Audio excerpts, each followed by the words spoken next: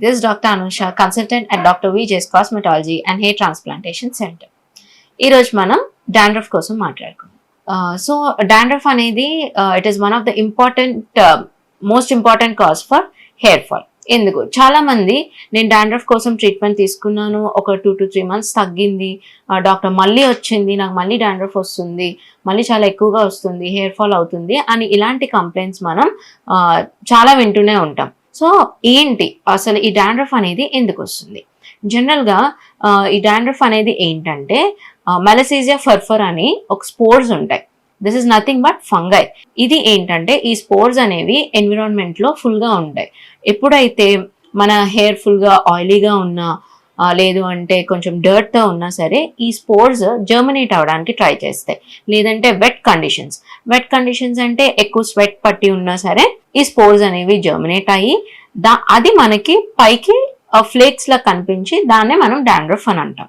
So ఎందుకు ఈ dandruff వల్ల ప్రాబ్లం ఏంటి అంటే ఎప్పుడైతే ఇది స్కాల్ప్ పై స్ప్రెడ్ అవుతుందో అప్పుడు ఏం చేస్తుంది అంటే హెయిర్ ఏదైతే స్ట్రాండ్ ఉందో అది వీకెన్ చేసేసి that will cause hair fall.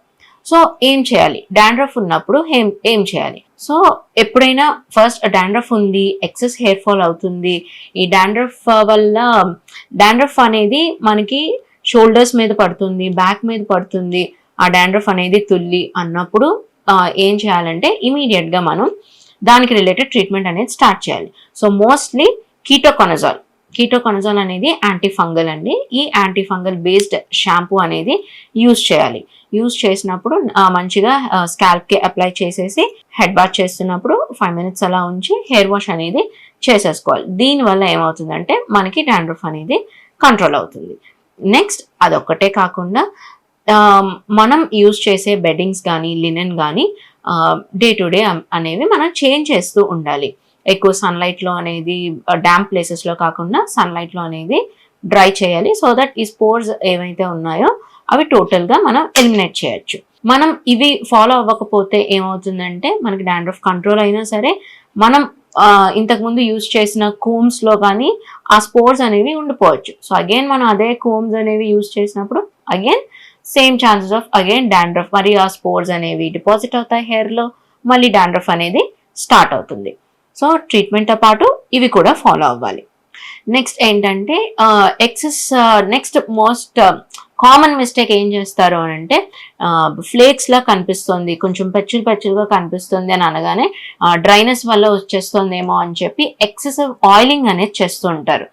Dandruff ఉంటే ఎక్సెసివ్ ఆయిలింగ్ చేయడం వల్ల ఏమవుతుంది అని అంటే మీకు ఏదైతే డ్రైనెస్ ఉంటుందో అది పోతుంది.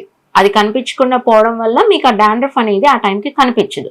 సో ఒక ఫాల్స్ ఫీలింగ్ అనమాట, అంతే, డాండ్రఫ్ పోయింది అని చెప్పి. కానీ యాక్చువల్గా ఏమవుతుంది అని అంటే డాండ్రఫ్ ఉన్నప్పుడు మనం ఆయిలింగ్ చేస్తున్నప్పుడు ఇంకా దాన్ని డిపెన్ అయిపోతుంది, ఇంకా రూట్స్కి అది గట్టిగా పట్టేసుకుని ఉంటుంది ఆ డాండ్రఫ్.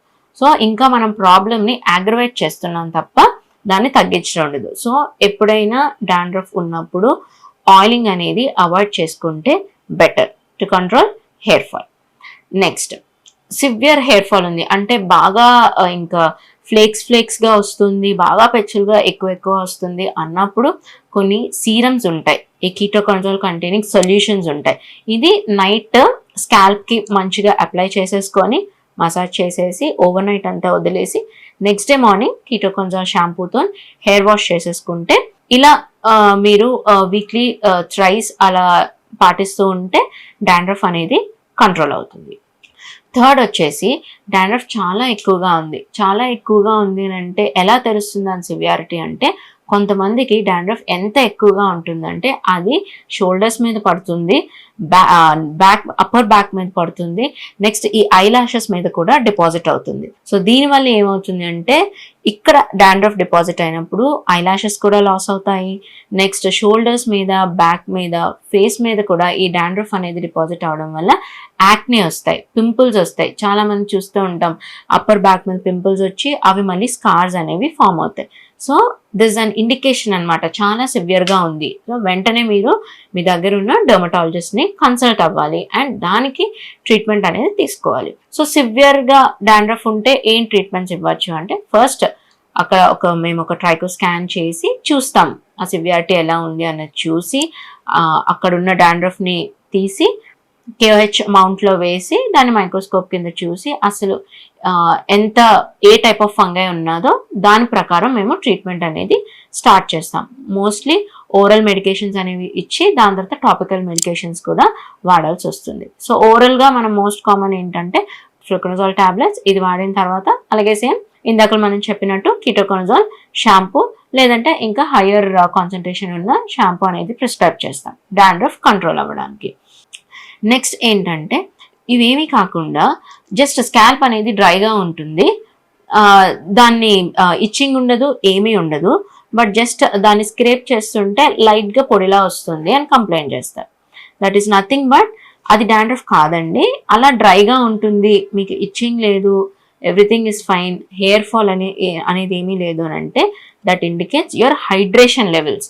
మనం డీహైడ్రేటెడ్గా ఉన్నా సరే అది మన స్కాల్ప్ పైన చూపిస్తుంది.